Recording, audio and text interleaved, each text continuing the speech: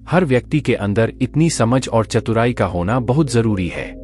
इसलिए नहीं कि वह दूसरों का फायदा उठा सके या उन्हें बेवकूफ बना सके, ताकि वह खुद को दूसरे चतुर लोगों की चालों से बचा सके, खुद को नुकसान से बचा सके और दूसरे जरूरतमंद लोगों की मदद कर सके।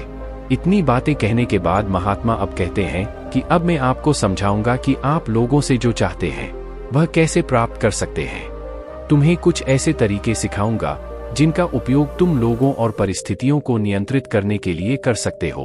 इसके अलावा तुम्हें यह भी पता चल जाएगा कि धोखेबाज लोगों को कैसे पहचानें और उनसे खुद को कैसे बचाएं। एक साधारण व्यक्ति कैसे समझदार व्यक्ति बन सकता है।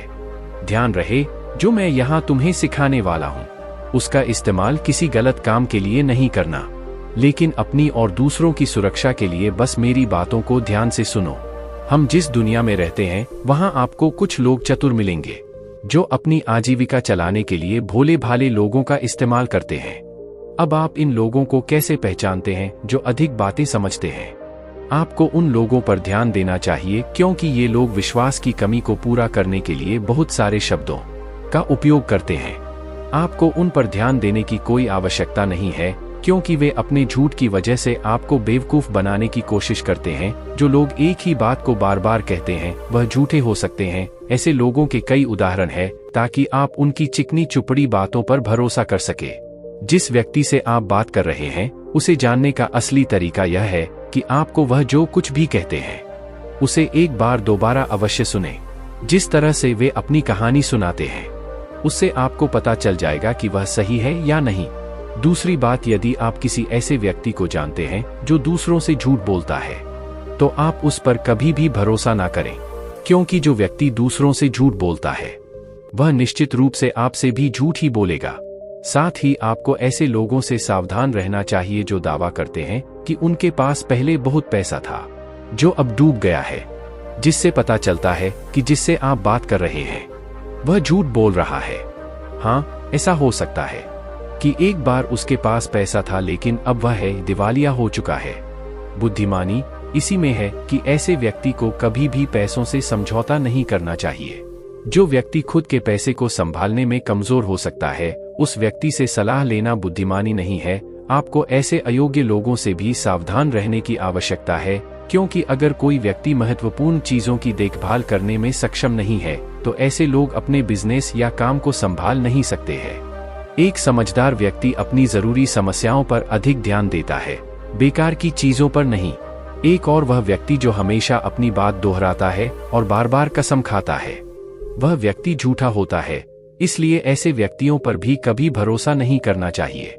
दूसरी ओर, अगर आप चाहते हैं कि कोई व्यक्ति आपके साथ अच्छा व्यवहार करें तो आपको हमेशा अपनी इच्छा के अनुरूप परिणाम मिलेंगे, जो कि गलत है। आपको हमेशा एक बात याद रखनी चाहिए कि लोग वही चाहते हैं जो उन्हें कभी नहीं मिल सकता। इसलिए अगर आप ऐसा चाहते हैं कि किसी काम को पूरा करने के लिए आप उसे बार बार करें और आप उसे हासिल कर सकते हैं जो खुद फायर नहीं जा सकता, इसके लिए तुम्हें 2 नियमों पर ध्यान देना होगा। पहला नियम, जिस व्यक्ति को आप अपने वश में करना चाहते हैं उसे वह दे जो वह चाहता है या फिर जिसे वह हासिल करना चाहता है। दूसरा नियम, उस व्यक्ति को तब तक देखें अब जब तक वह आपके नियंत्रण में आ जाता है। तो देखिए कितना दुख होता है जब आप उसे वह देना बंद कर देते हैं जो वह चाहता है, जब भी आपको लगता है कि वह आपको हल्के में ले रहा है। इसलिए जो आपने उसे दिया था उसे वापस ले लें। यह बात उस व्यक्ति को एक कमी और खालीपन का एहसास कराएगी जिससे वह आपकी बात दोबारा सुनने को तैयार हो जाएगा। तीसरा नियम, जब कोई व्यक्ति ऐसा व्यवहार करता है जैसे कि वह सब कुछ जानता है तो निश्चित रूप से आप एक ऐसे व्यक्ति से बात कर रहे हैं जिसमें बुद्धि की कमी है। सच तो यह है कि जो व्यक्ति यह मानता है कि वह कुछ नहीं जानता वह अंततः सबसे बुद्धिमान होता है और जीतता है। यदि आप अपने आसपास के लोगों और स्थितियों पर नियंत्रण रखना जानते हैं तो सबसे अच्छा तरीका विनम्र और नम्र होना है। इससे पता चलता है कि आप बाहर के लोगों से झगड़ा नहीं करना चाहते हैं। अपनी शारीरिक भाषा को विनम्र रखें। एक बार जब लोगों को पता चल जाए कि आप बहुत कुछ जानते हैं, आपकी सफलता और विफलता का उपयोग आपके विरुद्ध किया जाएगा। आपकी असफलता पर आपका अपमान होगा और आपकी सफलता पर लोग आपसे नफरत करने लगेंगे। और जब आप लोगों के सामने यह दिखाते हैं कि आप सब कुछ जानते हैं तो लोगों को समझाने की तरकीब अधूरी रह जाती है। लोग आप पर उनका उपयोग करने का आरोप लगा सकते हैं और वे आपको अपनी योजना के साथ आगे बढ़ने का मौका दिए बिना ही मना कर देंगे। लोग हमारे निर्दोष, अज्ञानी और विनम्र होने के कारण हम पर संदेह नहीं करते हैं कि हम उनसे काम ले रहे हैं। जो व्यक्ति अपनी भावनाओं और जज्बातों को छुपाने में माहिर होता है, वह दूसरे लोगों को आसानी से अपने वश में कर सकता है। जब लोगों को लगेगा कि आप विनम्र हैं और झगड़ालू स्वभाव के नहीं हैं, तो वे आगे आकर आपकी मदद करना चाहेंगे और शायद तब वे आपको अपने बारे में जानकारी देंगे जिसका उपयोग आप उन्हें नियंत्रित करने के लिए कर सकते हैं। और वे आपको यह सारी जानकारी देंगे क्योंकि उन्हें यकीन है कि आप उनसे नहीं लड़ेंगे। जो व्यक्ति यह मानता है कि उसके अंदर सुधार की गुंजाइश है, तो उसके सफल होने की संभावना कई गुना बढ़ जाती है। व्यक्ति के अंदर विनम्रता इसलिए भी आती है क्योंकि वह सोचता है कि उसे बहुत कुछ सीखना है, लेकिन जो व्यक्ति यह सोचता है कि वह बहुत कुछ जानता है, वह आसानी से मूर्ख बन जाता है। साथ ही एक गृहस्थ होने के नाते आपको इस बात पर भी ध्यान देना चाहिए कि आपका पैसा कहाँ जा रहा है और उस मेहनत की कमाई को तब तक खर्च न करें जब तक आपको उस पैसे के बदले में वह न मिल जाए जो आप चाहते हैं। इसका मतलब यह है कि अगर आप सामान लिए बिना पैसे देते हैं तो धोखा मिलने की संभावना बढ़ जाती है। ऐसा भी हो सकता है कि अगर किसी ने आपका पैसा पहले ही ले लिया है तो वह अपना वादा नहीं निभाएगा। इसलिए सुरक्षित रहने के लिए उस व्यक्ति को पैसे देने से पहले सावधानी बरतें। जो चीज आप उससे पाना चाहते हैं उसे प्राप्त करें। चौथा नियम, लोगों को समझाने का सबसे अच्छा तरीका यह जानना है कि आप किसका मन बदल सकते हैं और किसका नहीं। यह 100% सत्य है कि आप किसी के मन को अपने अनुसार तब तक नहीं चला सकते जब तक वह आपको पसंद न करता हो। इसलिए जो लोग आपको पसंद करते हैं और आपका सम्मान भी करते हैं, उन्हें अपने तरीके से चलाने की कोशिश करें, लेकिन सही चीजों के लिए इस बात का ध्यान रखें। यदि आप किसी ऐसे व्यक्ति के मन में हेरफेर करने का प्रयास करते हैं जो आपको पसंद नहीं करता है, तो ऐसे में आपका सारा समय और धैर्य बर्बाद हो जाएगा। इसके अलावा जब भी आप ऐसे व्यक्ति को बदलने की कोशिश करेंगे तो वह आपसे बहस करेगा। चाहे आप कुछ भी करें, आप कभी भी ऐसे व्यक्ति के मन को नहीं बदल पाएंगे। आपको अपनी बहस शुरू होने से पहले ही प्रयास करना बंद कर देना चाहिए और याद रखना चाहिए कि केवल आप ही उन लोगों को बदल सकते हैं जो आपको पसंद करते हैं और आपका सम्मान करते हैं। इसलिए यदि आप किसी को बदलना चाहते हैं, सबसे पहले इसके साथ अच्छे संबंध स्थापित करें और इससे दोस्ती करें। इतना कहकर महात्मा कुछ देर रुके और फिर आगे कहने लगे, अब मैं तुम्हें कुछ ऐसी तरकीबें बताऊंगा जिनका प्रयोग करके चतुर और धोखेबाज लोग दूसरों को मूर्ख बनाते हैं और उनका गलत इस्तेमाल करते हैं। पहला तरीका, जब किसी चतुर व्यक्ति को अपना काम निकालना होता है तो वह अपने इरादे पूरी तरह छिपाकर रखता है, अर्थात वह झूठ बोलता है, सबसे महत्वपूर्ण बात छिपाता है और केवल उतना ही कहता है जितना वह चाहता है। दूसरा तरीका, एक व्यक्ति जो चतुर है, दूसरों को गुमराह करना चाहता है, वह जितना संभव हो उतना ध्यान अपनी ओर आकर्षित करना चाहेगा, क्योंकि इस तरह वह किसी समूह का सबसे महत्वपूर्ण हिस्सा बन सकता है, दूसरे लोगों को गुमराह कर सकता है या अपने फायदे के लिए आपके कमरे का इस्तेमाल कर सकता है। तीसरा तरीका, जो व्यक्ति लोगों को गुमराह करता है, वह अच्छी तरह से जानता है कि लोगों की भावनाओं के साथ कैसे खेलना है।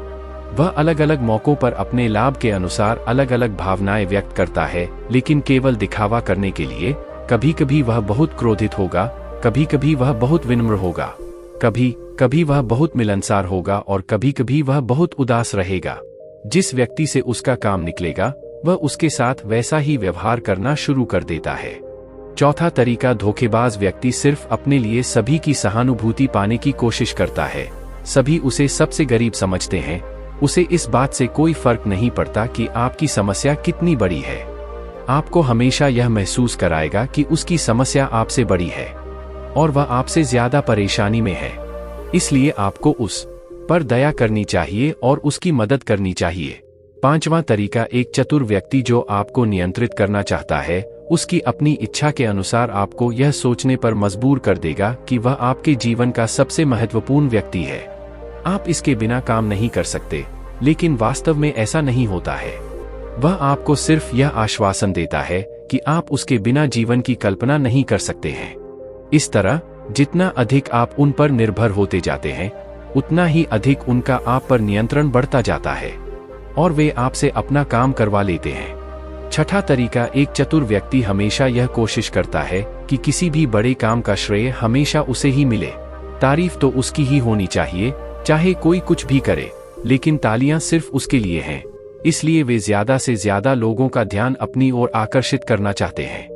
अधिक से अधिक लोगों को अपने साथ जोड़ने के लिए चतुर लोग अक्सर सबसे कठिन काम दूसरों को सौंप देते हैं और आसान काम अपने पास रख लेते हैं, लेकिन सारे काम का श्रेय खुद लेने की कोशिश करते हैं। सातवां तरीका, एक धोखेबाज आपका सबसे अच्छा दोस्त होने का दिखावा करेगा। वह दिखाएगा कि आपका उससे बेहतर दोस्त नहीं हो सकता।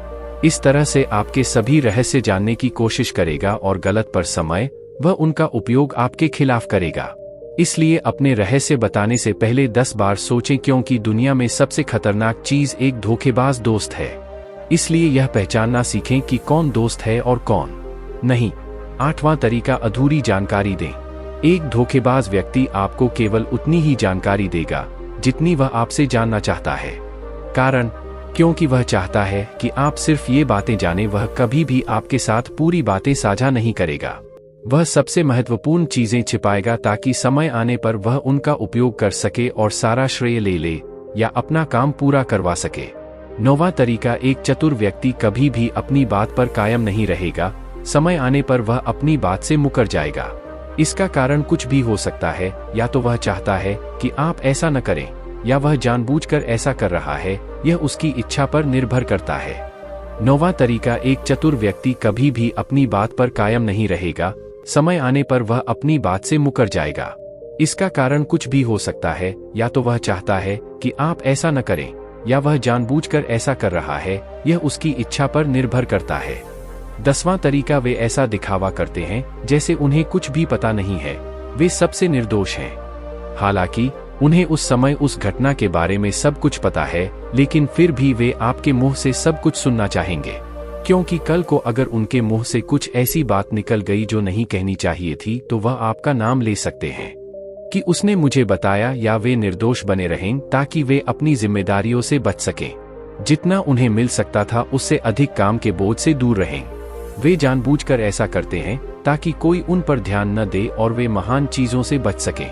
11वां तरीका, दूसरों पर उंगली उठाना या दोष देना। एक चतुर व्यक्ति हमेशा अपने हाथ खाली रखना चाहेगा, अर्थात उसे कोई कड़ी मेहनत या अधिक जिम्मेदारी नहीं निभानी पड़ेगी। इसलिए वह दूसरों पर उंगली उठाता रहता है कि मुझे यह काम ठीक से नहीं आता। वह इस बात को भली भांति जानते हैं।